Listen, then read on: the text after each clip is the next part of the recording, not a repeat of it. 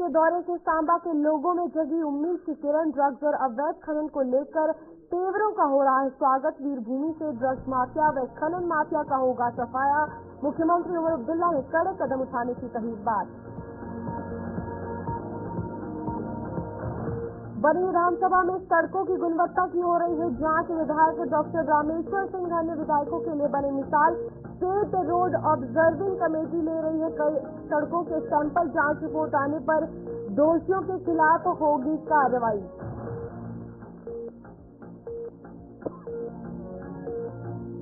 डोडा की फिजाओं में लगातार घुल रहा है जहर। प्रदूषण से कई लोगों को सांस लेने में दिक्कत। जंगलों में आग के धुएं से फैल रही प्रदूषित धुंध। आग लगने वाले तत्वों का नहीं हो पा रही पहचान।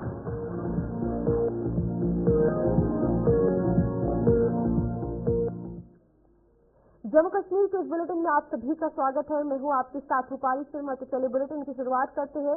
मुख्यमंत्री उमर अब्दुल्ला के सांबा दौरे से लोगों को उम्मीद की एक किरण नजर आई है। सांबा में ड्रग्स और अवैध खनन को लेकर मुख्यमंत्री द्वारा दिखाए गए सख्त तेवरों का लोगों ने स्वागत किया है। लोगों में उम्मीद जगी है कि अब जल्द ही वीरभूमि सांबा से ड्रग्स माफिया और खनन माफिया को जल्द सफाई जो है उनकी की जाएगी और इनमें खनन माफिया का जल्द सफाया होगा। खास बात यह है कि सोमवार को मुख्यमंत्री से मिले शिष्टमंडलों ने भी उनसे ड्रग्स और अवैध खनन को कारोबार को लेकर अपना पक्ष रखा, जिस पर मुख्यमंत्री ने जल्द ही इस पर कड़े कदम उठाने की बात भी कही थी।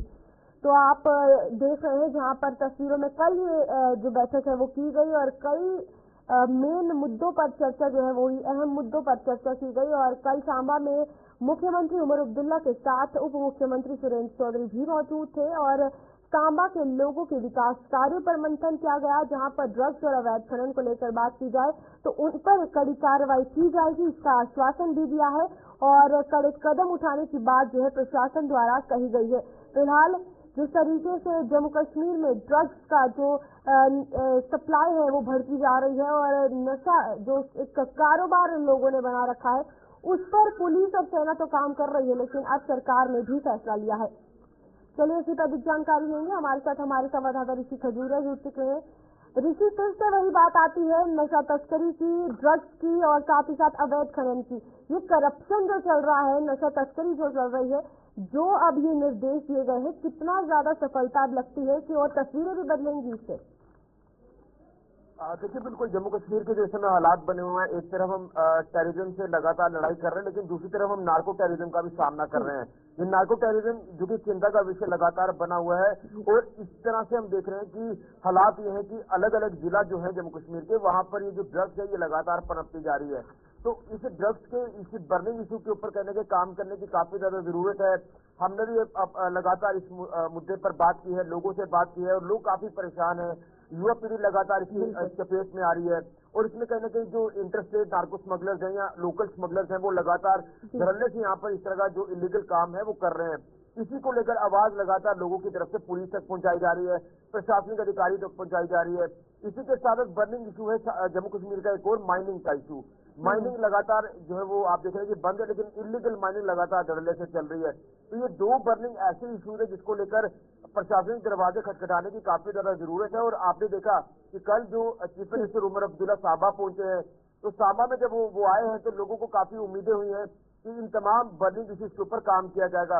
इसी को लेकर कई डेलीगेशन जब वो ड्रग्स और माइनिंग के ऊपर बात करते नजर आए, उन्होंने जो ज्ञापन सौंपे हैं उनमें मुख्य तौर पर ड्रग्स और माइनिंग का इशू जो वो हाईलाइट रहा। इसी के साथ सीएम उमर अब्दुल्ला ने भी मीटिंग के दौरान अधिकारियों के साथ अब जहां पर लोगों की बात की जाए तो नई सरकार से उम्मीदें कहीं ना कहीं जताई गई थी कि क्या इस बार जम्मू को वही जो दर्जा है जिस तरीके से कश्मीर पर ध्यान दिया जाता है वो मिलेगा। तो साफ तौर पर जिस तरीके से अब बैठकें जम्मू में हो रही है, ध्यान जो है जम्मू की तरफ, विकास हो चाहे ड्रग्स हो चाहे वो कोई भी बड़े बड़े मुद्दे हो, उन पर साफ तौर पर इस सरकार के द्वारा दिया जा रहा है। देखिए, जिस तरह से वो एक काम करने का जो तौर तरीका हमें सरकार का अभी देखने को मिल रहा है, हालांकि अभी ये जो मिलना ही इन्होंने शुरू किया है लोगों के साथ, लेकिन इसके ऊपर काम कितना शुरू होता है, इसको लेकर जो अमली जामा किस तरह से पहनाया जाता है ये देखना होगा।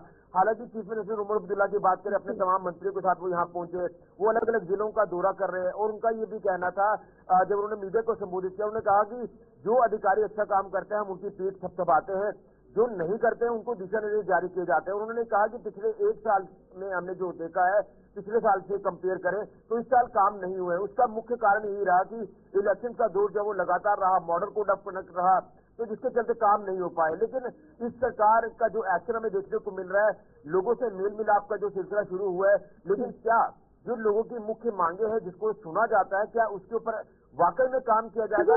सामा में अगर बात की जाए तो चुनावों के दौरान ड्रग्स एक बहुत बड़ा मुद्दा इस बार निकल कर आया था, बिजली, पानी और सड़क के अलावा। तो क्या लगता है, जिस तरीके से अब गौर किया गया है, लोगों को भी कहीं ना कहीं तसल्ली होगी कि ये सरकार उनके मुद्दों को सुन रही है? देखिए, ये जो बर्निंग इश्यूज है, इनको सुनने से ही हल इसका नहीं होगा। ये नहीं है कि अब हमने सीएम तक बात पहुंचा दी और अब हमारा मसला हल हो गया, फोटो खिंचवा दी हमारा मसला हल हो गया। लेकिन मुझे लग रहा है कि इसके ऊपर ग्राउंड पर जाकर काम करने की जरूरत है। मैंने जैसे कहा कि टेररिज्म लगातार बढ़ता जा रहा है, जो जड़ें उसकी फैलती जा रही है, ओवरग्राउंड वर्कर्स हैं, उनके हेल्पर्स यहाँ पर काम कर रहे हैं। इसी तरह से जो स्मगलर्स है वो भी इसी तरह से अपनी चेन बनाकर काम कर रहे हैं। यहाँ पर केंद्र सरकार के साथ साथ जम्मू कश्मीर प्रशासन, सरकार और जम्मू कश्मीर पुलिस को बड़े लेवल पर इंटरवेन करना होगा इस ड्रग्स को पूरी तरह से इरेडिकेट करने के लिए। इसी तरह से सरकार से ये गुहार लगाई जा रही है कि माइनिंग का ये जो ज्वलंत इशू है, इसको लेकर भी काम किया जाए। लोगों को काफी महंगे दामों पर इस समय कंस्ट्रक्शन मटेरियल मिल रहा है, इलीगल काम इस तरह से किया जा रहा है कि हमारे जो नेचुरल रिसोर्सेज है उन्हें लगातार खत्म किया जा रहा है। ये भी चिंता का विषय है, तो इसको लेकर भी उन्होंने कहा है कि इसको लेकर भी प्रमुख तौर पर काम किया जाएगा। इसी तरह से कई ऐसे अदर इश्यूज को लेकर बात कर ले, जिसमें रोड, बिजली, पानी की समस्या तो थी, लेकिन इसमें कई डिग्री कॉलेज बनाने की मांग है, कई रोड कनेक्टिविटी को दुरुस्त करने की मांग है। इसी तरह से कई ऐसे मुद्दे जो हाईलाइट किए गए हैं, लेकिन देखना यह है कि क्या ये जो फाइल्स वो अपने साथ लेकर गए हैं, क्या इसके ऊपर वो गौर करेंगे, ये देखना होगा। हालांकि बीजेपी के कुछ प्रवक्ताओं की बात करें तो हमने कल भी देखा सोशल मीडिया पर कि वो कह रहे हैं कि सिर्फ सुनने से काम नहीं होगा, बल्कि जो वोट इन्होंने दिए हैं, जो अपने मैनिफेस्टो में चीजें रखी हैं, उसको लेकर इनको गौर करने की जरूरत है। इलीगल माइनिंग भी बहुत बड़ा मुद्दा है। टेररिज्म, नार्को टेररिज्म जिस तरीके से हाईलाइट हो रहा है, उसमें इलीगल माइनिंग भी एक आता है, क्योंकि आए दिन ये खबरें आती हैं कि जो खनन माफिया है वो इस तरीके से इलीगल माइनिंग कर रहा है, और इस पर ये नहीं है कि प्रशासन की नजर रही है। लेकिन अब सरकार ने जिस तरीके से निर्देश दिए, क्या कुछ लगता है अब कार्रवाई करना कितना ज्यादा जरूरी है, ताकि जो ये खनन माफिया है इनकी जो है कमर तोड़ी जा सके? देखिए, मैं इसमें सीधे तौर पर ये कहना चाहता हूँ कि यहाँ पर जो इलीगल माइनिंग लगातार चल रही है, माइनिंग माफिया इसमें काम कर रहा है, तो आपने देखा कि रात का समय हो, दिन का समय हो, धरने से यहाँ पर इलीगल माइनिंग जो है वो इतने बड़े लेवल पर की जा रही है, तो इसको लेकर ठोस कदम उठाने की जरूरत है। हालांकि जियोलॉजी एंड माइनिंग डिपार्टमेंट पर कई सवाल खड़े होते हैं। पिछले दिनों में आपने देखा कि डिप्टी चीफ मिनिस्टर सुंदर चौधरी ने भी अपना बड़ा एक्शन लेते हुए कठुआ के डीएमओ को सस्पेंड कर दिया। इसी तरह से यहाँ सरकारी रेट जो फिक्स किए जाते हैं माइनिंग के, उन रेट की वायलेशन की जा रही है। माइनिंग बंद है, लेकिन धरने से माइनिंग अभी भी जो है वो चल रही है। बड़े बड़े प्रोजेक्ट्स में आपने देखा कि कंस्ट्रक्शन मटेरियल काफी इजीली अवेलेबल हो रहा है, लेकिन महंगे दामों पर। आप ये मान के चले कि जो प्रधानमंत्री आवास योजना के तहत सरकारी स्कीम में एक बीपीएल परिवार को कुछ किस्त मिल जाती है, तो अपना घर 1-2 कमरे का बना सकता है, लेकिन जब वो किस्त उसको जारी की जाती है, तो वो किस्त तो मुझे लग रहा है कि माइनिंग का मटेरियल लेने में ही वो किस्त मिल जाती है। सवाल रहेगा कि कल ये जो बैठक हुई है, क्या कुछ लग रहा है सांबा के लोगों को उम्मीद की किरण जगी है, क्योंकि मुद्दे सामने आए हैं और उम्मीद की किरण जगी है, तो लेकिन अगर काम ना हुआ तो भी सवाल जो है जनता जरूर उठाएगी। क्या कुछ लगता है किस तरीके की तस्वीरें अब आएंगी? देखिए, सरकार का ये शुरुआती दौर है। सरकार कोशिश कर रही है कि लोगों के साथ जो मेल मिलाप किया जाए, लोगों के मसलों को सुना जाए, और जिस तरीके से चीफ मिनिस्टर उमर अब्दुल्ला ने जिस वातावरण में लोगों से मुलाकात की है, तो लोगों का ये कहना है, हमने तमाम डेलीगेशन से उस समय बात की जब वो मिलकर आए उनसे, और उनका ये कहना है कि पॉजिटिव वे में उन्होंने बात की है, अच्छी बॉडी लैंग्वेज हमें देखने को मिली जिस तरीके से उन्होंने बात की है। लेकिन सवाल फिर मैं कहूंगा कि यहीं तक सीमित नहीं है। सवाल है कि जो मसले मिसाइल हैं उनका हल हो, लोगों को वाकई में राहत मिले। यूं इस तरह से काम नहीं चलेगा कि सुन के चले जाएं और इसके ऊपर काम ना हो। सरकार के लिए चैलेंज बहुत बड़ा है, लेकिन कहीं ना कहीं सरकार एक्शन में जरूर नजर आती है इसमें। ठीक है, बहुत बहुत धन्यवाद आपका जानकारी देने के लिए। इसी के साथ सांबा की अगर बात की जाए तो कल मुख्यमंत्री उमर अब्दुल्ला ने वहां पर बैठक की, जहां पर अब कड़े निर्देश ड्रग्स के हवाले से और साथ ही साथ अवैध खनन के हवाले से दिए गए हैं, ताकि इस तरीके की जो हरकतें वहां पर हो रही हैं उन पर लगाम कसी जा सके और प्रशासन जो है पूरे तरीके से इस पर ध्यान दे। और सांबा के लोगों में भी कहीं ना कहीं इस बैठक के बाद उम्मीद की किरण जरूर जगी है। आगे बढ़ते हैं, जहां पर बनी विधानसभा क्षेत्र में कुछ समय पहले बनाई गई और मौजूदा समय में बन रही सड़कों की गुणवत्ता की जांच करवाई जा रही है। बनी के विधायक डॉक्टर रामेश्वर सिंह अन्य विधायकों के लिए भी एक मिसाल बन रहे हैं, जो स्टेट रोड ऑब्जर्विंग कमेटी के जरिए न सड़कों की गुणवत्ता की जांच करवा रहे हैं। कमेटी की टीम इन सड़कों के सैंपल ले रही है और जिन्हें जांच के लिए भेजा जाएगा। तो सड़क का मुद्दा हमेशा कहीं ना कहीं रहा है और जिस तरीके से ये सड़क के सैंपल लिए जा रहे हैं, क्योंकि हमेशा देखने को मिला है कि नीचे हल्की बजरी और ऊपर जो है वो जो तारकोल डाल के इसे कवर कर दिया जाता है और उसके बाद कुछ ही दिन बाद सड़क जो है पूरी तरीके से खराब हो जाती है, गड्ढे देखने को मिलते हैं। तो क्वालिटी जो है, क्वालिटी टेस्ट बहुत ज्यादा जरूरी है और जिस तरीके से ये रिपोर्ट बनाई जा रही है, साफ तौर पर ये साबित होता है कि कितना ख्याल सड़क का जो है वो किया जा रहा है, क्योंकि लोगों की परेशानी सड़क बहुत ज्यादा निकलती हुई सामने आती है। सड़क, बिजली, पानी की बात की जाए तो कुछ मेन मुद्दे जो है हमेशा आम जनता के रहे हैं और इसी को लेकर ये अगर बनी विधानसभा की बात की जाए तो सड़कों की गुणवत्ता जो है वो चेक की जा रही है, जहाँ पर विधायक डॉक्टर रामेश्वर सिंह इसकी जांच रिपोर्ट जो है वो लेकर सड़कों की सैंपलिंग करवा रहे हैं। चलिए इस पर जानकारी लेंगे, हमारे साथ हमारे संवाददाता रंजीव मेहता जुड़ चुके हैं। रंजीव, सड़क, पानी, बिजली ये अहम मुद्दे हैं और सड़क के गड्ढे भी बहुत बड़े मुद्दे हैं। क्या लगता है जिस तरीके से ये काज किया जा रहा है, कितनी ज्यादा एक उम्मीद की किरण है और ज्यादा से ज्यादा लोगों का ध्यान इसकी तरफ जाएगा कि आखिरकार जो हमारी परेशानियां थी उनके बारे में किसी ने सोचा? देखिए रूपाली, यहाँ पर ये बताना सबसे जरूरी है कि एक तरफ सरकार विकास के दावे तो करती है, लेकिन उस विकास के जो विकास कार्य किए जा रहे हैं उसकी कितनी गुणवत्ता है, क्योंकि लोगों के टैक्स का पैसा है ये, और जो लोगों के टैक्स का पैसा है तो इसकी बर्बादी नहीं होनी चाहिए और अगर पैसा सही जगह लगता है तो लोगों को इसका पूरा लाभ मिलता है। इसी के चलते बनी के विधायक डॉक्टर रामेश्वर शर्मा जो है उन विधायकों के लिए अपनी मिसाल इसलिए बन गए हैं कि कल उन्होंने इस इलाके में स्टेट रोड ऑब्जर्विंग कमेटी के सदस्यों को बुलाया और वहाँ की जो PMGSY के तहत जो रोड है, जो तस्वीरों में हम साफ तौर पर देख रहे हैं, तो इसमें ये रोड है बरमोता से डोलका की रोड है, ये 13 किलोमीटर का रोड है।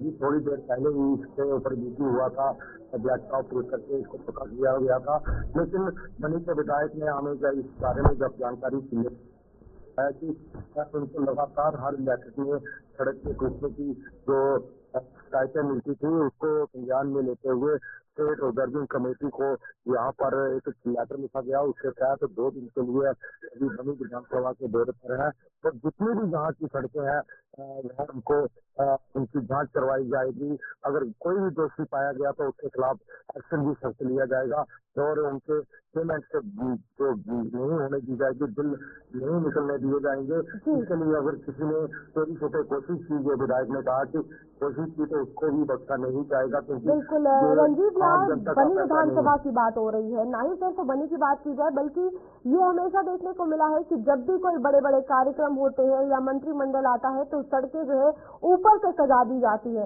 तो ये कितना ज्यादा जरूरी है अब मिसाल बनते हुए कि बाकी एरिया की भी अगर बात की जाए तो उन पर भी कहीं ना कहीं सवाल उठेगा कि आखिरकार रोड की कंडीशन जैसी क्यों थी?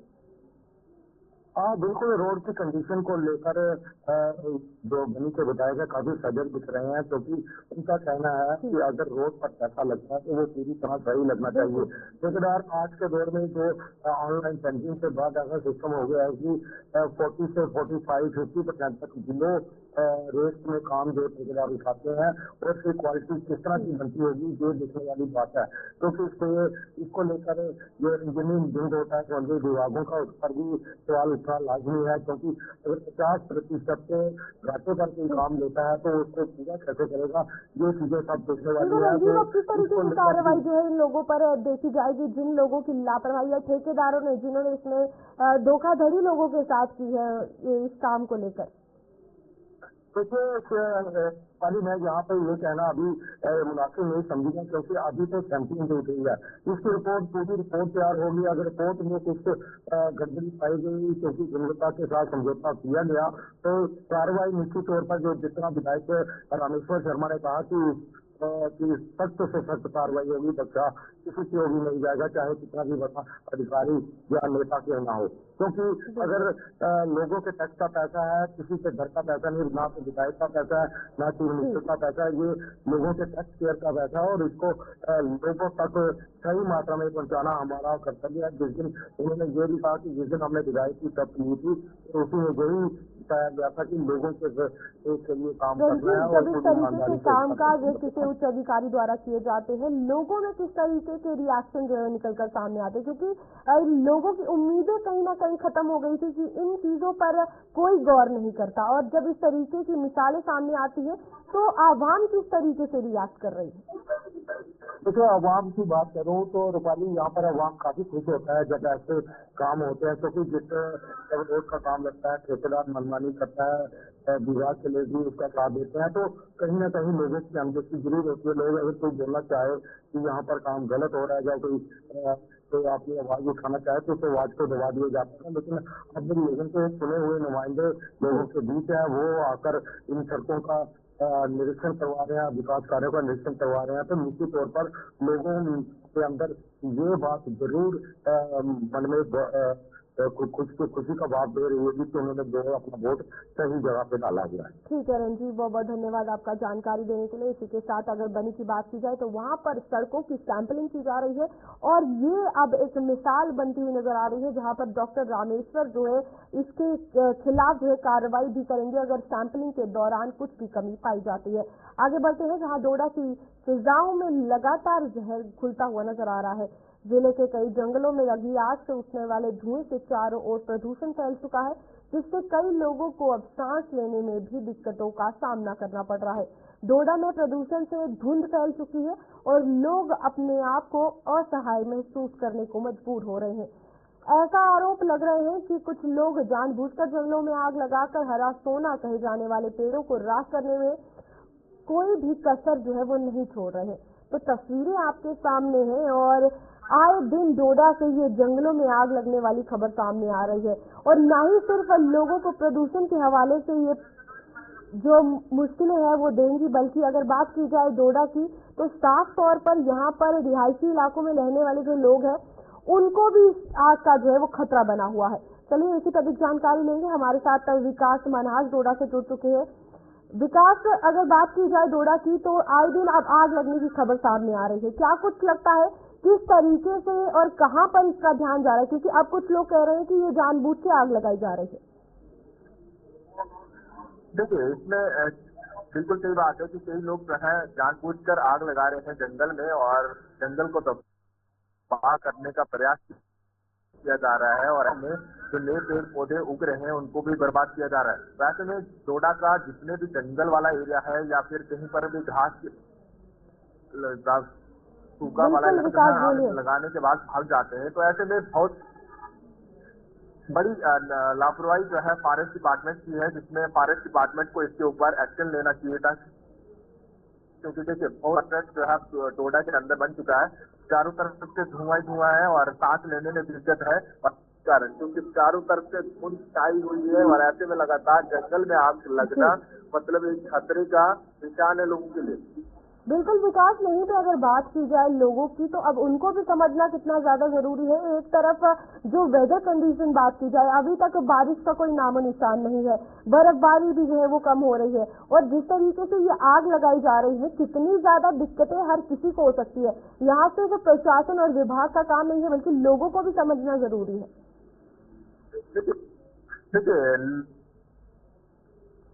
हैं और लोग जगहों पर आग लगाने के बाद इस तरह की चीजें सामने आ रही है, तो ऐसे में लोगों को समझना चाहिए। लेकिन साथ में अगर फॉरेस्ट डिपार्टमेंट या यहाँ का एडमिनिस्ट्रेशन कोई कड़ा एक्शन किसी के खिलाफ लेता है तो कम से कम इस चीज पे ध्यान तो रखा जाएगा कि दोबारा कोई इस तरह की कोई गलती नहीं करेगा। एक तरफ से एनवायरमेंट खत्म करने का प्रयास किया जा रहा है और दूसरी तरफ ये धुआं इंसानों की जान भी ले सकता है और एक तरफ एडमिनिस्ट्रेशन लगातार इस तरह का प्रयास कर रहा है कि अवेयरनेस कैंप या इस तरह के चीजें लोगों को समझाने की एनवायरमेंट, और दूसरी तरफ इसी धुएं के बीच में लोगों को छोड़ा भी जा रहा है। बिल्कुल, यहाँ पर लकड़ियों की बात की जाए तो इन लकड़ियों की कीमत भी काफी ज्यादा है, लेकिन जब इस तरीके की हरकतें सामने आती है क्या कुछ लगता है किस तरीके से विभाग भी इस तरीके में बार बार जो है फंस जाता है, क्योंकि यहाँ पर लोकल पर कोई ताना बाना नहीं कसेगा, आ जाकर प्रशासन और विभाग पर ही नजर रहती है हर किसी की।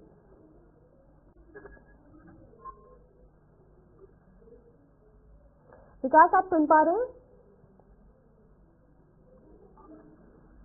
चलिए, अगर बात की जाए डोडा की, तो वहां पर लगातार जिस तरीके से जंगलों में आग लगने की जो शरारती तत्व है वो आग लगा रहे हैं। आगे बढ़ेंगे, जहां पर डोडा के गांव में लगातार जो है वो धुंध की अगर बात की जाए, क्योंकि स्मोक जो है वो इस आग के कारण बन रहा है और काफी ज्यादा परेशानी जो है वो लोगों को आ रही है। जहां पर एक तरफ सांस की दिक्कतें, दूसरी तरफ रिहायशी इलाकों में आग आने का खतरा, तो इस पर जो है वो गौर करना जरूरी है। आगे बढ़ते हैं, जहां कांग्रेस और नेशनल कॉन्फ्रेंस के बीच किसी भी किस्म का मतभेद नहीं है। कांग्रेस ने उन खबरों का खंडन किया है जिनमें कहा गया था कि कांग्रेस और नेशनल कॉन्फ्रेंस में सब कुछ ठीक नहीं चल रहा है। दूसरी ओर स्टेटहुड की मांग को लेकर प्रदेश कांग्रेस के नेता कल, यानी आपको बता दें बुधवार को, राजभवन का घेराव करने जा रहे हैं। हमारे संवाददाता शिल्पा शर्मा ने इन सभी मुद्दों पर प्रदेश कांग्रेस के मुख्य प्रवक्ता रविंद्र शर्मा से खास बातचीत की है। आइए देखते हैं क्या कुछ है उनका कहना। जम्मू कश्मीर में सरकार बने हुए 3 भाग हो चुका है, लेकिन अभी तक मंत्रिमंडल का विस्तार नहीं हुआ है। मुख्यमंत्री यानी कि उमर अब्दुल्ला के द्वारा कहा गया कि इस माह में जो है वो कहीं न कहीं मंत्रिमंडल का विस्तार होगा, लेकिन उसे टाला गया। कारण कांग्रेस बताया जा रहा है। इसी विषय पर बातचीत करने के लिए इस समय हमारे साथ कांग्रेस के सीनियर लीडर रविंद्र शर्मा जिस समय हमारे साथ मौजूद है, वो 2 से वक्त देने के लिए। पहला सवाल यही रहेगा कि क्या दोनों जमातों के बीच में तनाव बढ़ रहा है? कोई तनाव नहीं है। किस बात पे तनाव है? क्योंकि हम कैबिनेट की कोई बात ही नहीं है। जब हमने कह दिया था कि स्टेटहुड नहीं दिया आप लोगों ने और वादा किया था कि चुनाव से फौरी बाद दे देंगे, वो शर्त भी गलत थी कि आप जम्मू कश्मीर को 6 साल के बाद जीती जो है लोगों का नुकसान है, और इसलिए हमने एक प्रिंसिपल स्टैंड लिया था। उसके बाद अभी चर्चा कोई नहीं हुई, क्योंकि इस वक्त पार्लियामेंट चल रही है। क्या वजह है कि स्टेट वापस नहीं दी जा रही? और स्टेट पे तो मोदी जी ने खुद चिल्ला के कहा, यहाँ इश्तेहार दिए, ऐड निकाली कि हमको वोट दो, स्टेट देंगे। स्टेट तो हमारा अधिकार है, वो कोई बैक थोड़ा करना है, और वो उन्होंने संसद में, सुप्रीम कोर्ट में लिख के दिया है। फिर हमें समझ नहीं आता, इसलिए हमारा और नेशनल कॉन्फ्रेंस कोई तकरार नहीं है इस बात पे। खबरें ये भी गर्दिश कर रही हैं कि कांग्रेस की सहमति नहीं बन पा रही है। कांग्रेस ये तय नहीं कर पा रही कि किस विधायक को जो है वो तय किया जाए। जो विभाग हैं उनसे काफी ज्यादा उम्मीद है। क्या जो विभाग आप मांग रही हैं वो विभाग नेशनल कॉन्फ्रेंस में? कोई ऐसी बात, इस बात पे चर्चा ही नहीं हुई, ना हो रही है कि कैबिनेट में हम शामिल होंगे नहीं होंगे, कब होंगे, इस बात पे कोई चर्चा ही नहीं हुई है। और ना ही नेशनल कॉन्फ्रेंस, कहाँ से ये खबर आती है कि हमने विभाग मांगे हों? ये सब बेबुनियाद खबरें हैं। बात चर्चा इस बात की है कि स्टेट कब मिलेगी, मिलेगी नहीं मिलेगी, क्या उसके लिए लड़ना पड़ेगा।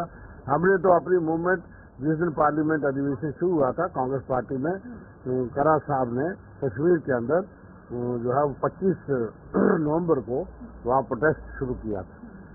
फिर आप देखिए 26 नवंबर को हमने रजौरी में उस प्रोटेस्ट की साइकिल जो है वो वहाँ पे किया कि हमारा मूवमेंट जो है वो स्टेटहुड के लिए, आप फुल स्टेट रिस्टोर करिए। और अब यहाँ भी देखेंगे अगले चंद दिनों में हमारा बार बार यही पे फोकस है। हम देख रहे हैं कि हो सकता है वो दे दे इस पार्लियामेंट सेशन में, और अदरवाइज एक फुल फ्लैज जहाँ मूवमेंट चलेगी, स्टेटहुड बहाल करिए, फौरी करिए, तब सरकार का मजा है। तब कोई सरकार में मंत्री, अभी तो 9 मंत्री कौन बन सकते हैं, और इसलिए बहुत सी चीजें हैं। प्रॉब्लम जो है वो यूटी और एलजी के एडमिनिस्ट्रेशन से है, और कांग्रेस और नेशनल कॉन्फ्रेंस के बीच में कोई तनाव नहीं, कोई प्रॉब्लम नहीं है। जो जिस तरीके से तंज कसा गया है, जिस तरीके से प्रहार किया गया है कांग्रेस पे कि ईवीएम मशीन का जो है वो रोना रोती है, अब ईवीएम मशीन का रोना राग जो है वो नहीं लापना चाहिए। देखिए, बात यह है कि नेशनल कॉन्फ्रेंस या किसी पार्टी का इंडिया अलायंस में जो उनका अपना मत हो सकता है, ये इंडिया अलायंस का व्यू नहीं, कांग्रेस पार्टी का व्यू है। देश के अंदर आजादी लाने वाली और देश के अंदर डेमोक्रेसी, जमहूरियत लाने वाली कांग्रेस पार्टी है, और इतने सालों से ईवीएम पे प्रश्न उठ रहे हैं। दुनिया में ईवीएम जो है मुख्तलिफ मेजॉरिटी देशों में बंद हो चुकी है जिन्होंने ये लॉन्च की थी। ईवीएम जब हमने यहाँ शुरू की थी प्रश्न उठे थे, पर हमने कहा इस तजर्बे को देखते हैं। लेकिन उसके बाद उस वक्त तो मोदी जी ने, प्रधानमंत्री ने खुद इसमें प्रश्न उठाए थे, तब कोई मुद्दा नहीं बना। क्या मंत्रिमंडल विस्तार को लेकर चर्चा नहीं हो रही है, बातचीत नहीं हो रही है? कोई चर्चा नहीं है अभी इस बात पे कोई प्रायोरिटी ये नहीं है। ठीक है, मंत्रिमंडल में कौन हो कौन ना हो, कितने लोग हों, सरकार एक चुनी हुई बनी है, उसका सम्मान होना चाहिए। नेशनल कांग्रेस का मत चाहे हमारा ईवीएम से अलग हो, लेकिन उनको भी स्टेट उठ कर लड़ना चाहिए। इन मुद्दों पे पार्लियामेंट में बात होगी, आप अपना व्यू दे सकते हैं, लेकिन सलाह देने के बजाय अच्छा होगा कि वो अपनी बात करें और सरकार की बात करें, लोगों के अधिकार की बात करें। इस बात पे वो इंडिया गठबंधन में बैठ करके चर्चा कर सकते हैं और पार्लियामेंट में अपनी राय अलग दे सकते हैं। कांग्रेस पार्टी को बिन मांगे मशवरा देना कोई इतना जरूरी नहीं है, लेकिन उनकी राय अलग होगी, कोई बात नहीं।